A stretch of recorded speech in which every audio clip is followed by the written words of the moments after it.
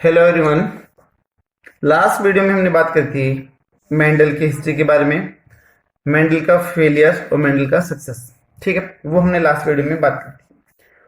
आज के वीडियो में हमें मेंडलिज्म की जो एक्सपेरिमेंट है, मोनोहाइब्रिड क्रॉस और डाईहाइब्रिड क्रॉस, और उनकी कुछ बेसिक वो चीज हमें यहाँ पर कवर करनी है। ठीक है, तो हमने देखा था कि जो मेंडल है उन्होंने 7 साल काम किया था, 1856 से लेके और 1863 तक, 63 तक उन्होंने पी प्लांट के ऊपर अपना काम किया था। ठीक है, उन्होंने स्टार्टिंग में 7 ईयर किया था वर्क ऑन पी प्लांट। कई बार बोर्ड एग्जाम में सब्जेक्टिव क्वेश्चन पूछ देते हैं, why Mendel is known as the patienceful person. उसका रीजन यही है कि उसने 7 साल काम किया पी प्लांट के ऊपर और उसको कोई भी रिजल्ट नहीं मिला था, तो उसने काफी ज्यादा पेशेंस किया और फिर बाद में उसको रिजल्ट मिलने स्टार्ट हुए। ठीक है, तो इसलिए उसको पेशेंसफुल पर्सन भी बोलते हैं।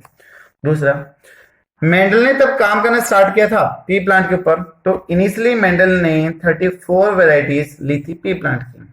तो इनिशियली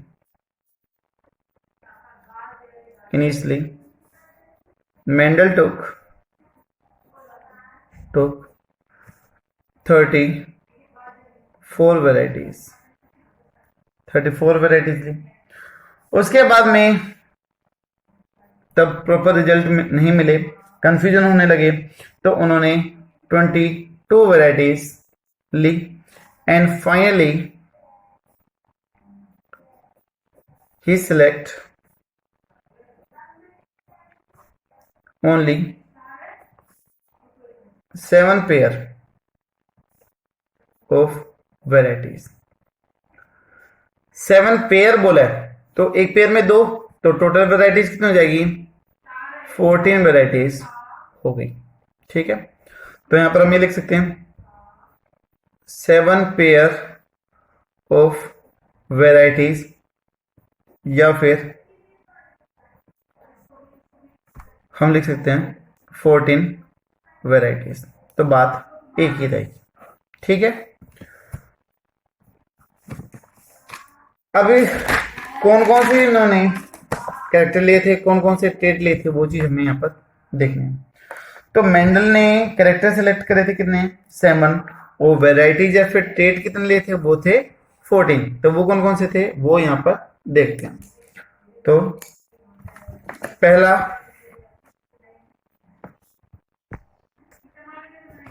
पहला कैरेक्टर था सीड शेप। दूसरा कैरेक्टर था सीड कलर। तीसरा जो कैरेक्टर था दैट इज फ्लावर कलर। जो फोर्थ कैरेक्टर था दैट इज आपका फ्लावर पोजीशन। फिफ्थ था पोड कलर। सिक्स था पोड शेप। और लास्ट वन था हाइट ऑफ स्टेम, या फिर स्टेम साइज भी बोल सकते हो। ठीक है, तो जो नेक्स्ट वन आ जाएगा दैट इज स्टेम हाइट या फिर साइज। तो टोटल कितने हो गए? Stem, seed shape, seed colour, flower position, pod colour, pod shape and the stem height. ठीक है, पोड का मतलब फली, जो मटर के जो फ्रूट होते हैं, जो ओवरी के अंदर जो सीड होते हैं, उसकी यहाँ पर बात हो रही है। तो ये कितने हो गए? 7 कैरेक्टर हो गए। तो दीज आर द कैरेक्टर्स। ठीक है, कैरेक्टर थे। अभी इनकी वेराइटीज कौन कौन सी थी वो हमें यहाँ पर देखनी। तो वेराइटीज कौन कौन सी थी इसके अंदर? देखो, सीड शेप में 2 तरीके की शेप थी। एक तो कौन सी है? राउंड। और दूसरी कौन सी थी? रिंकल। एक के केस में तो जो सीड है वो बिल्कुल गोल हो, और एक के केस में रिंकल झुर्रियों वाले हो, तो वो चीज हो गई। दूसरा है सीड का कलर, तो सीड के कलर में yellow and green, yellow and green. Third one है फ्लोवर कलर, फ्लोवर कलर में वॉयलेट यानी कि पर्पल एंड द वाइट, ठीक है, ब्लू एंड व्हाइट या फिर purple and white. Flower position के जो फ्लोवर लगे हुए थे वो कहां पर लगे हुए थे, तो दो पोजीशन, एक तो एक्जेल या फिर एक्जाइल पोजीशन, और दूसरी कौन सी है, that is terminal position. Axile position क्या होती है, देखो एक होता है एक्जेल एंगल, ये स्टेम हो गया, यहां से ये लीफ हो गई। अगर मान लो फ्रूट, फल या फिर कोई भी चीज इसके बीच में लगी हुई है, तो ये जो एंगल है बीच का, जहां पर मैं ये रेड कलर से आपको रिप्रेजेंट कर रहा हूं, this one is the axial position, तो ये यहां पर लगे होते हैं। टर्मिनल का मतलब होता है tip one position, tip part के ऊपर, ये स्टेम हो गया। अगर कोई चीज यहां पर मान लो टिप के ऊपर लगी हुई है, तो वो क्या होगी, दैट इज टर्मिनल पोजीशन हो जाएगी, ठीक है। तो एक्सियल पोजीशन जो एक्सियल एंगल के बीच में होगी, जो स्टेम और लीव्स के बीच में होगी, दैट इज द एक्सियल। तो जो टिप1 पार्ट पे हो, टॉप पर हो, that is the terminal position. उसके बाद में पोड का कलर, पोड यानी कि फली का कलर, तो यहां पर दो है, एक तो ग्रीन और एक कौन सा है, येलो। सीड में देखा था येलो एंड द ग्रीन, जी इधर क्यों लिख रहे हो उसकी भी बात करेंगे अभी, इसके भी पीछे कुछ लॉजिक है, क्या लॉजिक है उसकी अभी बात करेंगे, ठीक है। नेक्स्ट वन है पोड शेप, कि जो फली है वो कैसी है, तो या तो फुली टर्जिड है या फिर हम इसको इन्फ्लेटेड भी बोल सकते हैं, इन्फ्लेटेड तनी हुई या फिर खिंची हुई, ठीक है। और दूसरी शेप में आ जाएगी कंस्ट्रक्टेड, कंस्ट्रक्टेड का मतलब कंस्ट्रक्ट हुई, सिकड़ी हुई या फिर दबी हुई, ठीक है। लास्ट में आ जाएगा दैट इज स्टेम हाइट, ठीक है, उसके साइज की बात आ जाती है। तो यहां पर दो था, एक तो था टोल और दूसरा कौन सा था, ड्वार्फ या फिर जिसको आप शॉर्ट भी बोल सकते हो, तो वो एक ही बात होगी, ठीक है। अभी कैरेक्टर हमारे पास में कितने थे, 1 2 3 4 5 6 7, बट हर किसी कैरेक्टर के दो टाइप है, दो वेराइटीज हैं, तो टोटल वेराइटीज कितनी हो गई, 14, 1 2 3 4 5 6 7 8 9 10 11 12 13 एंड द 14, तो टोटल हो गई 14 वेराइटीज हो गई, ठीक है। तो जो कैरेक्टर और जो ट्रेट हैं, इनको आप ट्रेट या वेराइटीज कुछ भी बोल सकते हो। तो यहां पर देखोगे कि हमने दो कॉलम बना लिए, दो कॉलम बना लिए, ये जितने भी ट्रेट, जितने भी वेराइटीज इधर लिखी गई है, वो सारी की सारी कैसे नेचर की है, डोमिनेंट ट्रेट है, यानी कि प्रभावशाली हैं, अपने आप को इजिली एक्सप्रेस कर सकते हैं, डोमिनेंट ट्रेट है, ठीक है। और जो ये दूसरे वाले जो अपने आप को एक्सप्रेस नहीं कर सकते, one generation they are the recessive trait. देखिए सबसे पहले तो डिफरेंस देख लेते हैं एक बार कि कैरेक्टर और ट्रेट में क्या डिफरेंस है, उसके बाद में इनकी भी बात करेंगे एक एक करके। तो एक तरफ हम बात कर लेते हैं कैरेक्टर, तो एक तरफ हम बात कर लेते हैं किसकी, ट्रेट की, ठीक है। कैरेक्टर क्या है, जिसे मालूम मैं बोलूं कि हाइट है, हाइट है वो एक कैरेक्टर हो गया, लेकिन कोई छोटे हाइट के भी हो सकता है, कोई बड़ी हाइट का भी हो सकता है, तो वो क्या हो गई, इसकी वैरायटीज या फिर ट्रेट हो गए। तो कैरेक्टर के टाइप, उसी के अलग अलग वैरायटीज, वही चीज क्या कहलाती है, ट्रेट कहलाती है। तो इसमें आ जाएगा कैरेक्टर में feature of the individual, feature of the individual, ठीक है। जैसे मान लो मैं बोल दूं कि कम्प्लेक्शन, ये क्या हो गया, कैरेक्टर हो गया। अब डार्क कम्प्लेक्शन है या फिर व्हाइट कम्प्लेक्शन है या फिर फेयर कम्प्लेक्शन है, वो क्या हो गया, ट्रेट हो गया। मैं बोलूं हेयर, हेयर स्ट्रेट है या फिर कर्ली है, तो हेयर तो क्या हो गया, कैरेक्टर, कर्ली या फिर स्ट्रेट वो क्या हो गया, ट्रेट या फिर वेराइटीज हो जाएगी, ठीक है। तो जैसे मान लो मैं इधर बोलता हूं स्टेम हाइट, ये क्या हो गया, एक कैरेक्टर हो गया। दूसरा मान लो मैं बोल दूं सीड कलर, तो ये क्या हो गया, दूसरा कैरेक्टर हो गया, ठीक है। ट्रेट क्या है, डिस्टिंग्विशेबल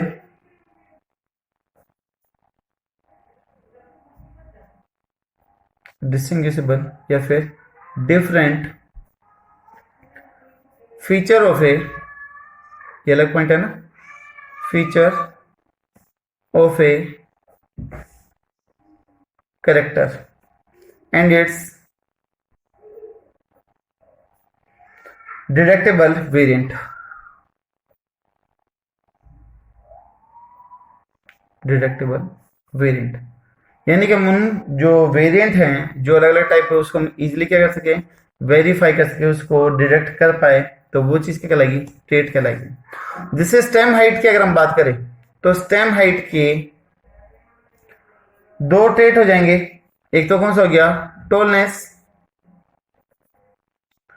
और दूसरा कौन सा हो गया, dwarfness.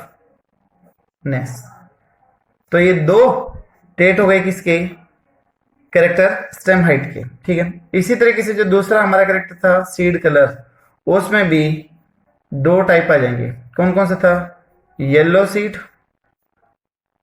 And the green seed. तो ये चीज क्या हो गई, कैरेक्टर और ट्रेट के बीच में डिफरेंस है, काफी इंपॉर्टेंट। कई बार बच्चे कंफ्यूज रहते हैं, एक ही चीज लेके चलते हैं, बट दोनों चीजें अलग अलग है। कैरेक्टर पूछा जाएगा तो हाफ होगा, यानी कि जैसे मैं बोल दूं कि 7 कैरेक्टर हैं और वेराइटीज कितनी हो जाएगी 14, ट्रेट कितने हो जाएंगे 14। तो जितने भी आपको वेराइटीज या फिर ट्रेट दे रखे हैं उनके आप हाफ कर दोगे तो वो चीज आपकी हो जाएगी कैरेक्टर कहलाएगी, ठीक है। तो ये हुए कैरेक्टर और ट्रेट के बीच में डिफरेंस, ठीक। अभी हम बात करते हैं कि why Mendel select the pea plant. Mendel ने काम करने के लिए पी प्लांट का ही सिलेक्शन क्यों किया, उसने जो दूसरे प्लांट थे पीपल, बरगद, शीशम या फिर और कोई भी, उनका यूज क्यों नहीं किया, वो हम देखते हैं।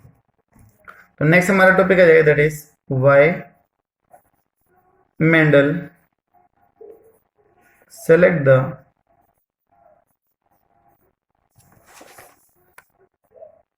P plant.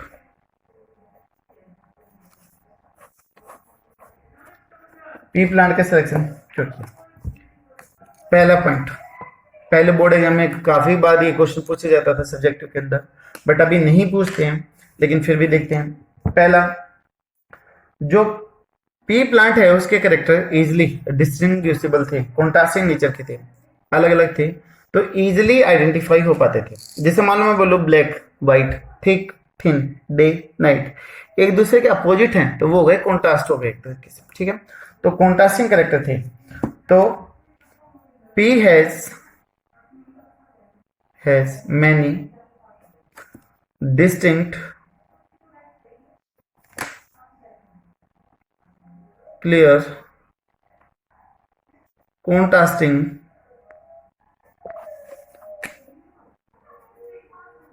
alternate trait, ठीक है। जितने भी ट्रेट थे वो सारे के सारे एक दूसरे से अलग, क्लियरली कॉन्ट्रास्टिंग थे, ठीक है, वो पहचान में आ जाते थे।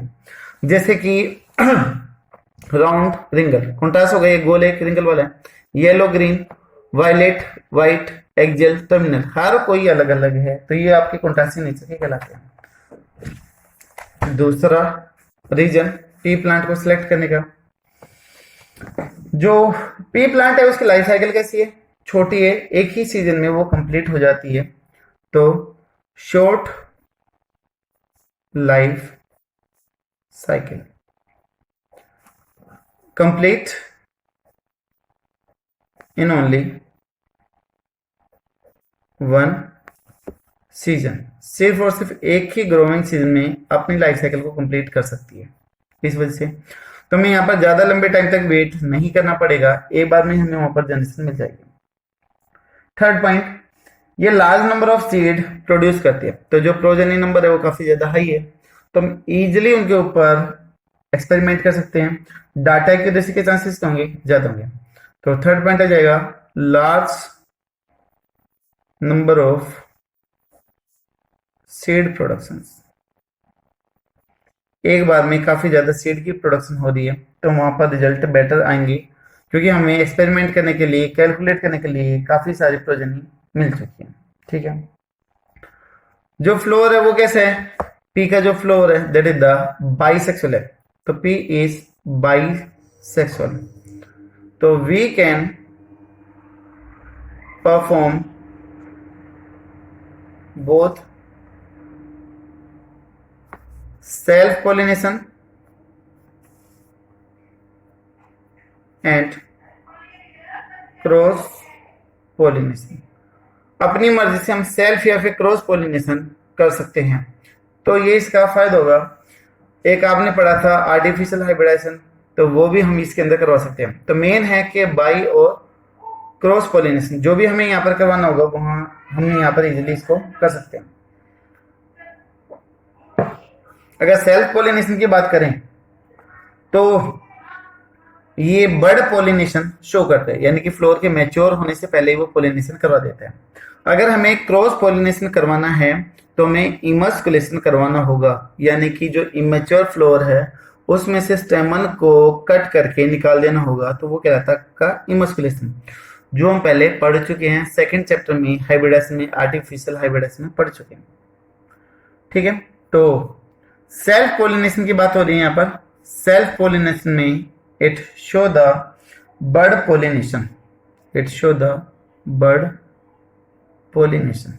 ठीक है, सेल्फ पोलिनेशन की बात हो। उसके बाद में जो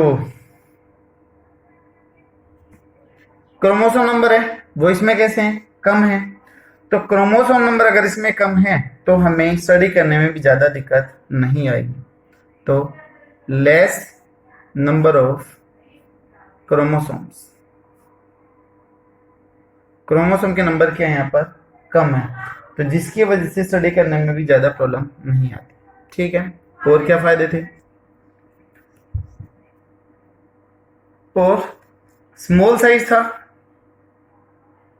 small size and easy to grow, ज्यादा स्पेस की रिक्वायरमेंट नहीं थी, तो ये इसको इजिली ग्रो कर सकते थे। तो ये हो गए पी प्लांट को सिलेक्ट करने के रीजन। ठीक है, अभी यहाँ पर मेंडल ने कितनी वैरायटी सिलेक्ट करी थी, 14 कैरेक्टर कितने सिलेक्ट करे थे, 7 कैरेक्टर सिलेक्ट करे थे।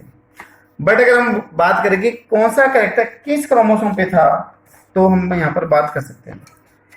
तो जो 7 कैरेक्टर थे वो सिर्फ और सिर्फ 4 क्रोमोसोम के ऊपर प्रेजेंट थे, और जो सबसे ज्यादा कैरेक्टर प्रेजेंट था वो था क्रोमोसोम नंबर 4 के ऊपर। तो एक बात देख लेते हैं, कई बार कंपटीशन एग्जाम में पूछ लिया जाता है कि कौन सा कैरेक्टर किस क्रोमोसोम के ऊपर प्रेजेंट था। ठीक है, तो यहाँ पर अगर हम सीड शेप की बात करें तो क्रोमोसोम नंबर था 7th क्रोमोसोम के ऊपर था। दूसरा है सीड कलर, सीड कलर था 1st क्रोमोसोम पे। ठीक है, कौन सा था, 1st क्रोमोसोम। उसके बाद में फ्लावर पोजीशन कौन सा था, 4th क्रोमोसोम, 4th क्रोमोसोम पे था। फ्लावर पोजीशन भी कहां पर थी, 4th के ऊपर थी। सॉरी, जो फ्लावर कलर था वो था 1st के ऊपर, 1st क्रोमोसोम के ऊपर था। फ्लावर पोजीशन थी 4th के ऊपर, 4th क्रोमोसोम पे थी। पोड कलर ये था 5th क्रोमोसोम पे, कहां पे था, 5th क्रोमोसोम पे। पोड शेप था 4th क्रोमोसोम पे, 4th क्रोमोसोम पे। और लास्ट वन बच गया दैट द स्टेम हाइट, और ये भी कहां पे था, 4th क्रोमोसोम पे ही था। ठीक है, तो देखिएगा सीड शेप किस पे थी, 7th क्रोमोसोम पे। ठीक है, सीड कलर 1st क्रोमोसोम पे, फ्लोर कलर किस पे था, 1st पे। तो यहां पर आप देख सकते हो कि जो कलर वाला था, सीड कलर और फ्लोर कलर दोनों के दोनों किस पे थे, 1st के ऊपर आ गए थे। पोजीशन किस पे, 4th पे। पोड कलर किस पे था, 5th पे। पोड शेप 4th पे, स्टेम हाइट 4th पे, और सीड शेप था 7th पे। तो टोटल कितने कैरेक्टर थे, 7, लेकिन क्रोमोसोम कितने इन्वॉल्वमेंट हो रहे थे, ओनली 4 क्रोमोसोम ही इन्वॉल्व हुए थे। ठीक है, तो यहाँ पर हम नॉलेज पॉइंट में एक्स्ट्रा पॉइंट लिख सकते हैं, 7 characters were present on only 4 chromosome, सिर्फ और सिर्फ 4 क्रोमोसोम पे थे। कौन कौन से थे, 1, 5, 7 एंड द 4 ये थे। और जो मैक्सिमम थे वो किसके ऊपर थे? 4 के ऊपर थे। मैक्सिमम का कई बार पूछ लिया जाता है कि कहाँ पर प्रेजेंट थे, ठीक है। तो maximum character present on 4th chromosome, चौथे क्रोमोसोम के ऊपर प्रेजेंट है, ठीक है। और इसमें जो मेंडल ने सेलेक्ट करे थे वो कौन से प्लांट सेलेक्ट करे थे? ट्रू ब्रीडिंग प्लांट को सिलेक्ट किया था। हमने लास्ट वीडियो में भी बात की थी कि ट्रू ब्रीडिंग या फिर प्योर लाइन क्या होते हैं, जो टर्म जॉनसन के द्वारा दी गई थी। एक बार मैं फिर से बता देता हूँ एक्सपेरिमेंट शुरू करने से पहले कि मेंडल सेलेक्ट प्योर लाइन और ट्रू ब्रीडिंग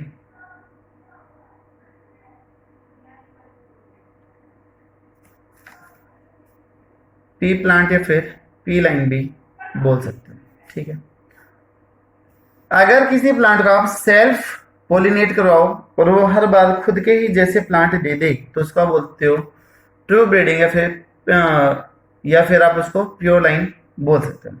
ये जो प्योर लाइन टर्म है, pure line term that was given by Johnson, और शायद ईयर था, आई थिंक शायद वो था 1900 के अराउंड, ठीक है। ये था स्टार्टिंग में जब मेंडल ने काम किया था तो उसको क्रोमोसोम, मियोसिस, जीन उनका कुछ भी नहीं पता था, तो चीजें रिलेट नहीं हो पाई थी। लेकिन जैसे ही सेल डिवीजन और सेल साइकिल के बारे में पता चला तो ये हर एक चीज रिलेट होने लगी। मेडिकल फील्ड में इसका काफी ज्यादा यूज होने लगा, जीन की स्टडी करी गई, ठीक है। बाद में इसको फादर भी बोला गया था। तो ये हो गया। उसके बाद में और कई बार पूछते हैं कि मेंडल ने और किस किस प्लांट पे काम किया था पी प्लांट के अलावा, और फिर उसको क्यों छोड़ दिया गया था, वो भी कई बार कंपटीशन एग्जाम में क्वेश्चन पूछ लेते हैं। तो यहां पर हम बात कर लेते हैं कि मेंडल आल्सो वर्कड ऑन, दो प्लांट थे। एक तो मैंने आपको शायद लास्ट वीडियो में बताया था, that was the heart beat on hawk beat, जिसका साइंटिफिक नेम क्या था? दैट इज द हायरार्कियम, हायरेसियम। और जो दूसरा था that was lablab, LAB, lablab bean, है ना। ये फली की टाइप की थी, इसके ऊपर इन्होंने काम किया था।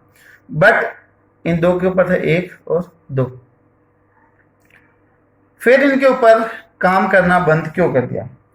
मेंडल ने जो रिजल्ट पी प्लांट पे पाए थे वो रिजल्ट इनके ऊपर नहीं देखे। क्यों नहीं देखे? क्योंकि इसके अंदर आपका जो पार्थेनोजेनेसिस है वो प्रेजेंट था, तो यहाँ पर प्योर लाइन कैरेक्टर नहीं मिल रहे थे, तो इस वजह से इनको छोड़ दिया गया था, ठीक है। इस चीज का ध्यान रखना कि दो प्लांट थे आपके, हार्टबीट एंड द लवलब, जो सेम रिजल्ट पी प्लांट से मिले थे वो यहाँ से नहीं मिल पाए थे, तो जिसकी वजह से इन दोनों प्लांट को छोड़ दिया गया था, ठीक है। उसके बाद में हम कुछ टर्मिनोलॉजी की भी बात करेंगे, बट टर्मिनोलॉजी पे आने से पहले एक बार हम मेंडल का मोनो हाइब्रिड क्रॉस पढ़ेंगे ताकि वो टर्म हमें इजीली क्लियर हो जाए, ठीक है। तो नेक्स्ट हम टॉपिक पे आते हैं, that is mono hybrid cross. तो जो नेक्स्ट टॉपिक होगा वो नेक्स्ट वीडियो में डील करते हैं, क्योंकि थोड़ा सा लेंथी हो जाएगा तो इनकम्प्लीट होगा, तो वो नेक्स्ट वीडियो में हम डील करते हैं। तो इस वीडियो में सिर्फ इतना था जिसमें हमने बेसिक देखा है। नेक्स्ट वीडियो में मोनो हाइब्रिड क्रॉस की बात करते हैं, ठीक है। Thank you so much.